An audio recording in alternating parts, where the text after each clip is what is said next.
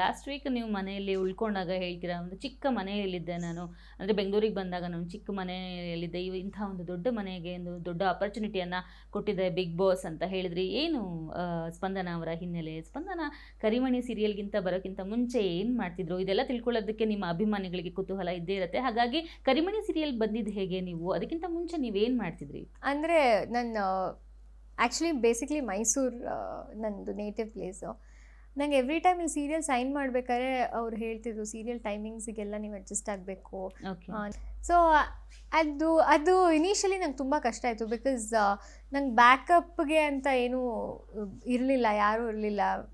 ಆ ಥರ ಇದ್ದಾಗ ಈಗ ಒಂದು ರೆಂಟೆಡ್ ಪ್ಲೇಸ್ ತೊಗೋಬೇಕು ಅಂದ್ರೂ ಒಂದು ಅಡ್ವಾನ್ಸ್ ಪೇ ಮಾಡಬೇಕು, ಇನ್ನೊಂದಕ್ಕೆ ಪೇ ಮಾಡಬೇಕು. ಅದರ ಯೋಚನೆಯಲ್ಲಿ ನನ್ನ ಫ್ರೆಂಡ್ಸ್ ಮನೇಲಿ, ರಿಲೇಟಿವ್ಸ್ ಮನೆಯಲ್ಲ ಇರೋಕ್ಕೆ ಶುರು ಮಾಡಿದೆ. ನಂಗೆ ಆ ಮೂಮೆಂಟಿಗೆ ಐ ಗಾಟ್ ಸೋ ಎಮೋಷ್ನಲ್. ನಾನು ಗ್ರೇಟ್ಫುಲ್ ಆಗಿರಬೇಕು ಲೈಫಿಗೆ. ಆವತ್ತಿಗೆ ಆ ಥರ ಅವ್ರ ರಿಲೇಟಿವ್ಸ್ ಮನೇಲಿ ಇಲ್ಲಿ ಮನೆ ಹುಡ್ಕೋದು, ಆ ಪ್ರಾಸೆಸ್ಸಲ್ಲಿ ಇದ್ದಿದ್ದು ನಾನು ಇವತ್ತಿಷ್ಟು ದೊಡ್ಡ ಪ್ಲ್ಯಾಟ್ಫಾರ್ಮ್ ನಂಗೆ ಸಿಕ್ಕಿದೆಯಲ್ಲ ಇಲ್ಲಿ. ಆ್ಯಂಡ್ ಸೋ ಮೆನಿ ಡೇಸ್ ನಾನಿದ್ದೆ ಮನೆ ಒಳಗಡೆ.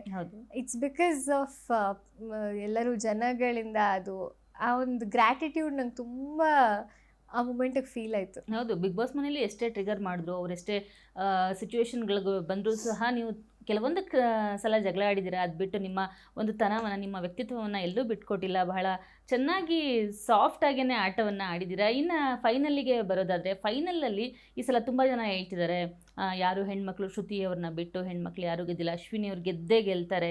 ತುಂಬ ಟಫ್ ಅಂದರೆ ಫಿಸಿಕಲಿನೂ ಕೂಡ ಒಳ್ಳೆ ಕಂಟೆಸ್ಟೆಂಟ್. ಮತ್ತು ಅವರು ಎಲ್ಲವನ್ನ ಮೆಟ್ಟು ನಿಂತು ಏಕಾಂಗಿಯಾಗಿ ಹೋರಾಡಿದ್ದಾರೆ ಇಷ್ಟು ದಿನಗಳ ಕಾಲ. ಅಷ್ಟೊಂದು ಜಗಳಗಳನ್ನ ಬೇರೆ ಯಾರಾದರೂ ಆಗಿರೋ ಅಷ್ಟೊಂದು ತಡ್ಕೊಳ್ಳೋಕೆ ಚಾನ್ಸೇ ಇರಲಿಲ್ಲ. ಈ ಥರ ಎಲ್ಲ ಟಾಕ್ಸ್ ಇದೆ. ಈ ಬಗ್ಗೆ ಏನು ಹೇಳ್ತೀರಾ? ಅಶ್ವಿನಿ ಅವರು ಟಾಪಿಗೆ ಬರ್ತಾರೆ, ಗೆಲ್ತಾರೆ ಅಂತ ಅನ್ಸತ್ತಾ?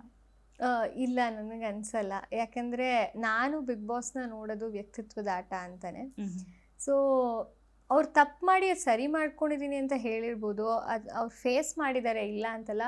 ಬಟ್ ಅವ್ರು ಫೇಸ್ ಮಾಡೋ ಸಿಚುಯೇಷನ್ನು ಅವರೇ ತಂದ್ಕೊಂಡ್ರು ಅಂತ ಅನಿಸುತ್ತೆ. ಇವಾಗ ಫಾರ್ ಎಕ್ಸಾಂಪಲ್ ಸ್ಟಾರ್ಟಿಂಗ್ ವೀಕ್ಸಲ್ಲಿ ಆಗಿರ್ಬೋದು, ಕೆಲವು ಪದ ಬಳಕೆ ಅಂತ ಏನು ಹೇಳ್ತಾರೆ ಬೇರೆಯವ್ರಿಗೆ, ಅದೆಲ್ಲ ಅವರು ಮಾಡಿದ್ರು. ಆ್ಯಂಡ್ ಇವಾಗ ರೀಸೆಂಟಾಗಿ ಪ್ರೀವಿಯಸ್ ವೀಕ್ ಅಂತ ತೊಗೊಂಡಾಗ್ಲೂ ವೀಕೆಂಡಲ್ಲಿ ಇವಾಗ ರಾಶಿಕಾ ಪಂಚ್ ಮಾಡುವಾಗ ಒಂದಷ್ಟು ಸ್ಟೇಟ್ಮೆಂಟ್ಸ್ ಮಾಡೋದಾಗಿರ್ಬೋದು.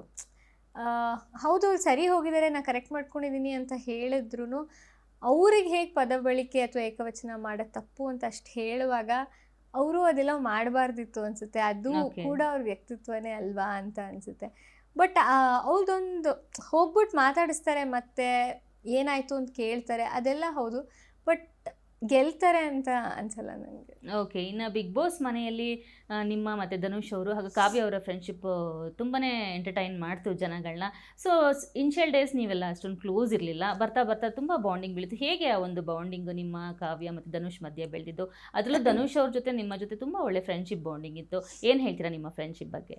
ಅಂದರೆ ನನಗೆ ಎಲ್ಲೋ ನಮ್ಮ 3 ಜನದ ಸ್ಪೇಸ್ ಏನಿತ್ತು, ಅಂದರೆ ಮೊದಲೇ ನೀವು ಪರಿಚಯ ಕ್ಲೋಸ್ ಇದ್ರಾ? ಕ್ಲೋಸ್ ಇರಲಿಲ್ಲ. ಅಂದರೆ ನಾವು ಯಾವ್ದಾದ್ರು ಇವೆಂಟ್ ಅಲ್ಲಿ ಇಲ್ಲಿ ಸಿಕ್ಕಿದ್ವಿ, ನಮಗೆ ಗೊತ್ತಿತ್ತು. ಕಾವ್ಯ ಅಷ್ಟು ಪರಿಚಯನೇ ಇರಲಿಲ್ಲ. ಓಕೆ, ಧನು ಗೊತ್ತಿತ್ತು ನನಗೆ, but we were not friends. ಆದರೆ ಮನೇಲಿ ಒಂಥರ ಪ್ರಾಕ್ಟಿಕಲಾಗಿ ಯೋಚನೆ ಮಾಡ್ತಾರೆ, ಅಥವಾ ಫ್ರೆಂಡ್ಶಿಪ್ ಅಂದ ತಕ್ಷಣ ನಾನು ಹೇಳಿದಕ್ಕೆಲ್ಲ ಹೂ ಅನ್ನೋರು ಬೇಕು ಅಂತ ಆದರೆ ಅದು ಫ್ರೆಂಡ್ಶಿಪ್ ಆಗಲ್ಲ. ಹೌದು, 2 ಥರ ಒಪಿನಿಯನ್ಸನ್ನು ಡಿಸ್ಕಸ್ ಮಾಡಬೇಕಾಗುತ್ತೆ. ಸೊ ಆ ಸ್ಪೇಸ್ ಕ್ರಿಯೇಟ್ ಆಗಿದ್ದು ನಮ್ಮ 3 ಜನದ ಮಧ್ಯ. ಫನ್ ಮಾಡ್ತಿದ್ವಿ, ರೇಗಿಸ್ತಿದ್ವಿ, ಕಾಲೆಳಿತಿದ್ವಿ. ಅದ್ರ ಜೊತೆಗೆ ಏನಾದ್ರು ಒಂದು ಸೀರಿಯಸ್ ಟಾಪಿಕ್ ನನ್ನ ಬಗ್ಗೆ ಅವ್ರು ಹೇಳಬೇಕಾಗಿರಲಿ, ಅಥವಾ ನಾನು ಧನು ನಾಮಿನೇಟ್ ಮಾಡಿದಾಗಿರಲಿ, ಅದೊಂಥರ ಪ್ರಾಕ್ಟಿಕಲ್ ಆಗೇ ಇತ್ತು. ಯಾಕೆ, ಏನು, ಅವ್ನ ಸ್ಟ್ಯಾಂಡ್ ಏನು, ನನ್ನ ಸ್ಟ್ಯಾಂಡ್ ಏನು, ಕಾವ್ಯನ ಸ್ಟ್ಯಾಂಡ್ ಏನು, ಅದೆಲ್ಲ ಡಿಸ್ಕಷನ್ಸ್ ಆಗ್ತಿತ್ತು. ಸೊ ಆ ಪ್ರಾಕ್ಟಿಕಲ್ ಝೋನ್ ಇದ್ದಿದ್ರಿಂದನೇ ಆ ಮನೇಲಿ ಆ ಫ್ರೆಂಡ್ಶಿಪ್ ಪಾಸಿಟಿವ್ ನೆಗೆಟಿವ್ಸ್ ಎರಡೂ ಹೇಳ್ತಾ ಇದ್ರು. ಬಟ್ ಲಾಸ್ಟ್ ವೀಕಲ್ಲಿ ಫ್ಯಾಮಿಲಿ ರೌಂಡಲ್ಲಿ ಕಾವ್ಯ ಅವ್ರ ಮನೆಯವರು ಬರ್ತಾರೆ, ಅವರು ಪರ್ಸ್ನಲ್ ಆಗಿ ಸೋಷಿಯಲ್ ಮೀಡಿಯಾ ಬಗ್ಗೆ ಮಾತಾಡ್ತಾರೆ, ನಾನು ಹೇಗೆ ಆಟ ಆಡ್ತಿದ್ದೀನಿ ಈ ಬಗ್ಗೆ ಎಲ್ಲ ಕೇಳ್ತಾರೆ.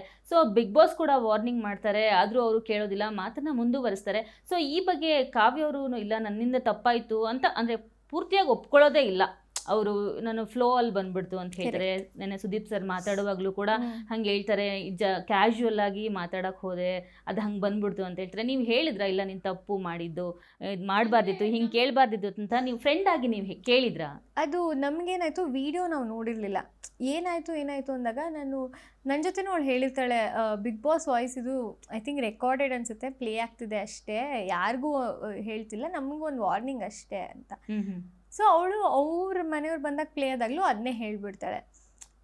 ಅದು ಅವ್ರ ಮನೆಯವ್ರಿಗೆ ಹೇಳಿ ಕಳಿಸಿದ್ಮೇಲೆ ನಾನು ಲೈಟಾಗಿ ತೊಗೊಂಡ್ಬಿಟ್ಟೆ, ಅದಕ್ಕೋಸ್ಕರ ಬಿಗ್ ಬಾಸ್ ಹೇಳಿದ್ರೇನೋ ಅಂತ.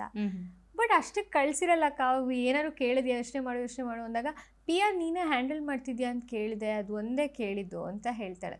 ಸೊ ಅಂದರೆ ಅವಳು ಫ್ಲೋ ಅಲ್ಲೇ ಕೇಳಿಲ್ಲ, ಅಲ್ಲಿ ನಮಗೆ ಒಳಗಡೆ ಗೊತ್ತಾಗಲ್ಲ ಆ್ಯಕ್ಚುಲಿ ಏನು ಹೊರಗಡೆದು ಯಾವ್ದು ಕೇಳಬೇಕು ಕೇಳಬಾರ್ದು. ಬಟ್ ಅದು ತಪ್ಪು, ಅದನ್ನು ಕೇಳಬಾರ್ದಿತ್ತು ಅಂತಲೇ ಹೇಳಿರ್ತೀವಿ. ಬಟ್ ವಿಡಿಯೋ ನೋಡಿದ್ಮೇಲೆ ಗೊತ್ತಾಗೋದು, ಅಂದರೆ ಅವ್ರಿಗೆ ಮತ್ತೆ ನಾನು ಹೇಗಿದೆ ನಮ್ಮಿಬ್ರು ಒಂದು ಬಾಂಡಿಂಗು, ನಾವು ಆಟ ಆಡ್ತಿರೋದು ಹೇಗಿದೆ ಅದನ್ನೆಲ್ಲ ಡೈರೆಕ್ಟ್ ಆಗಿ ಕೇಳಿರ್ತಾರೆ ಕಾವ್ಯ ಅವರು. ಅಷ್ಟು ಡಿಸ್ಕಷನ್ ಮಾಡಬಾರ್ದಿತ್ತು ಅಂತ ಫಸ್ಟ್ ಎಪಿಸೋಡ್ ಆದ್ಮೇಲೆ, ಐ ಮೀನ್ ಅದಾಗಿದ್ದು ಸಂಡೇ ಎಪಿಸೋಡ್ ಆದ್ಮೇಲೆ ನಾನು ಹೊರಗೆ ಬರ್ತೀನಿ, ಬಟ್ ಸ್ಯಾಟರ್ಡೆ ಎಪಿಸೋಡ್ ಆದ್ಮೇಲೆ ನಾನು ಅವಳ ಹತ್ರ ಅದನ್ನ ಮಾತಾಡಿರ್ತೀನಿ. ಬಟ್ ಆ ಇನ್ಸಿಡೆಂಟ್ ಆದ್ಮೇಲೆ ಅವ್ರು ತುಂಬಾನೇ ಡಲ್ ಆದ್ರು, ಆಟದಲ್ಲೂ ಡಲ್ ಆಗಿದ್ದಾರೆ ಅಂತ ನಿಮ್ಗೆ ಅನಿಸ್ತಿದ್ಯಾ? ನೋಡೋದವ್ರಿಗೂ ಕೂಡ ಹಂಗೆ ಅನಿಸ್ತಿದೆ ಆ ಒಂದು ಇನ್ಸಿಡೆಂಟ್ ಆದ್ಮೇಲೆ? ಇದ್ದಾಗ ಹಂಗೆ ಅನಿಸ್ಲಿಲ್ಲ ಆ್ಯಕ್ಚುಲಿ. ಅವಳೇನೋ ಡಲ್ ಆಗಿದ್ದಾಳೆ ಅಥವಾ ಅವ್ಳು ಕೊಟ್ಟಿದ್ದು ನಂಗೆ ವೀಡಿಯೋನೂ ನೋಡಿಲ್ದೇ ಇರೋ ಕಾರಣ ಅವಳು ಗೇಮ್ ಏನೋ ಚೇಂಜ್ ಮಾಡ್ಕೊಂಡ್ಲು ಅಂತ ಅನಿಸ್ಲಿಲ್ಲ. ಅವಳು ಯಾವಾಗಲೂ ಕಾನ್ಸ್ಟೆಂಟಾಗಿ ಅವಳು ಏನೋ ಒಂದು ಪ್ಯಾಟರ್ನ್ನ ಬ್ರೇಕ್ ಮಾಡಬೇಕು, ನನ್ನ ಪರ್ಸ್ನಾಲಿಟಿ ಏನು ಗೊತ್ತಾಗಬೇಕು ಅನ್ನೋದು ತುಂಬ ಫೈಟ್ ಮಾಡಿದ್ದಾಳೆ ಅವಳು. ಅದಕ್ಕೆ ನಾನು ಹೇಳಿದ್ದು ಪ್ರಾಬಬ್ಲಿ ಅದು ಒಂದು ಸ್ಮಾಲ್ ಮಿಸ್ಟೇಕಿಂದ ಟಾಪ್ 5 ಬರೋದು ಮಿಸ್ ಆಗೋಗುತ್ತೇನೋ ಅವಳಿಗೆ ಅನ್ನೋದು ಒಂದು ಇದೆ. ಗ್ಯಾರಂಟಿ ನ್ಯೂಸ್, ಸುದ್ದಿ ಖಚಿತ, ನ್ಯಾಯ ನಿಶ್ಚಿತ.